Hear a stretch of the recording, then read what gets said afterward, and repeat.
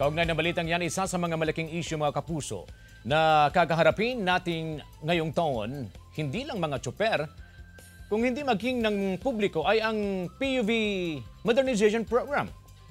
Ano ang magiging epekto nito sa ating pang-araw-araw na buhay? Para ipaliwanag yan, makakasama natin ang isang legal expert na si Attorney Marben Panlasigi. Welcome to Mornings with Jamie, Regional TV Attorney. Good morning and Happy New Year. Happy New Year. Happy New Year. Okay. Unang-una, in layman's term, in layman's explanation, ano itong kinatawag na PUV Modernization Program? Well, ang PUVMP or yung Modernization Program ng government, it aims to modernize yung mga jeepneys natin, especially yung jeepneys, and at the same time, mag-consolidate sila into cooperative or corporation. So, yun, kailangan cooperative sila or corporation sila, tapos magko-convert sila into a modernized jeepneys. Okay. Pag naging cooperative o corporation yung mga operator, yung mga jeepneys, iisa lang yung franchise nila. Yes, nasa ano na to, nasa co-op or corporation na to as an entity. Sila na yung franchise holder. Okay. Advantages ng PUV Modernization Program sa panig ng gobyerno, disadvantages na rin, and then of course sa panig ng mga driver, operator, and commuter. Of course, for the government, gusto niya talaga yung lesser carbon emission, and yun nga, sabi nga nila, lesser yung carbon na i-emit ng mga modernized jeepneys, and at the same time, for easier coordination kasi i-identify na lang nila kung yung mga cooperative, itatap na lang nila yung mga corporation. Unlike kasi dati, kung sino-sino yung mga franchise holder na kailangan pa nilang i-coordinate yung mga operators. Ngayon kasi easier na daw. Yun. Okay. Itap nyo na lang yung mga co-op and corporation for easier coordination. At the same time, may fleet management kasing tinatawag, no? Kaya makakatulong daw ito, no?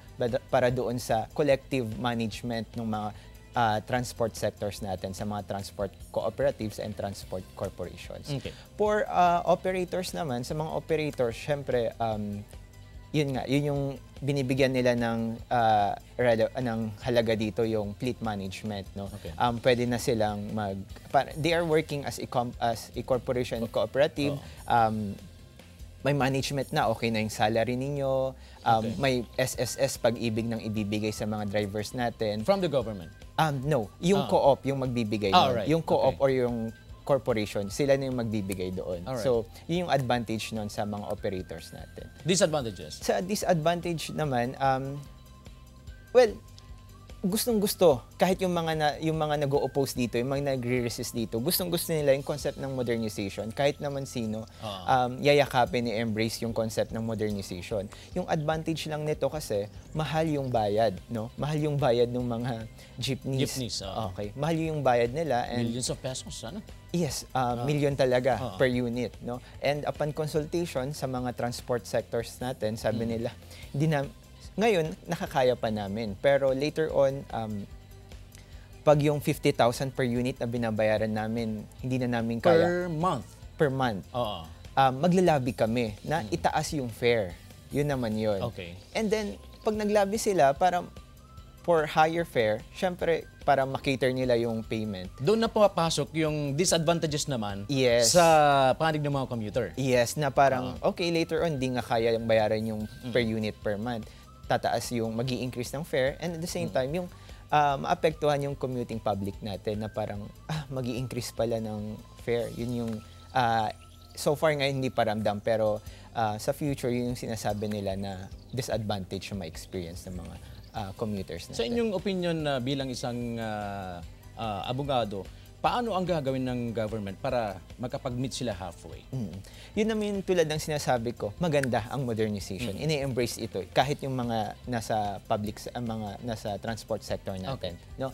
Ang call lang nila, sana taasan pa yung subsidy na ibinibigay ng government para maka-coop up sila dito sa modernization program. Hindi naman nila ino-oppose, nakikipagtulungan sila, pero yun nga lang kailangan nila ng higher subsidy, no, para makapag co-op or corporation and eventually makabili ng mga modernized jeepneys. Okay, dahil sa assessment na yan, sa tingin nyo nakakasabay ba yung transport sector natin dito sa programang ito ng gobyerno? Well, in a nationwide scope, no, parang 150 or 150 to 180,000 yung mga jeepneys natin. Ang nakapag-ano lang ay around 90 as per LTFRB na din yun, 90,000. So, again, Nationwide po yan, attorney. malaking impact pa din yun at masasabi nating malaking bahagi ay hindi nakakasabay, no? Kasi nga dahil na din costly yung hindi nakakasabay. Dito sa Pangasinan, as per consultation din naman, 90% nakapag-consolidate na sila but with reservation na hindi yata namin kaya kasi mahal. Pero we have to comply kasi ito yung program. Ito yung program ng government. We have to comply. Pero hindi namin alam kung sa future makakasabay kami ngayon dahil nakapag-loan naman kami, kahit papaano, nakapag-comply kami. Pero in the future, hindi namin alam kung makakasabay pa. Okay, lastly, ano yung hakbang na dapat gawin ng gobyerno, ng transport sector upang maging tagumpay itong PUV Modernization Program? Attorney.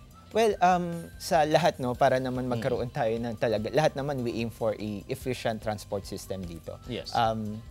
Yung cooperation din, andyan naman yung cooperation ng mga transport sector natin. No?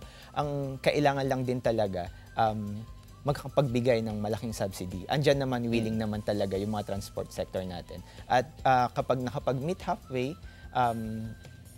ma-embrace yung program. No? So, sana yung bawat sector lang natin dito, kasama na yung government, tuloy-tuloy yung pakikipag-usap sa isa't isa para makuha yung objective ng modernization program. Alright.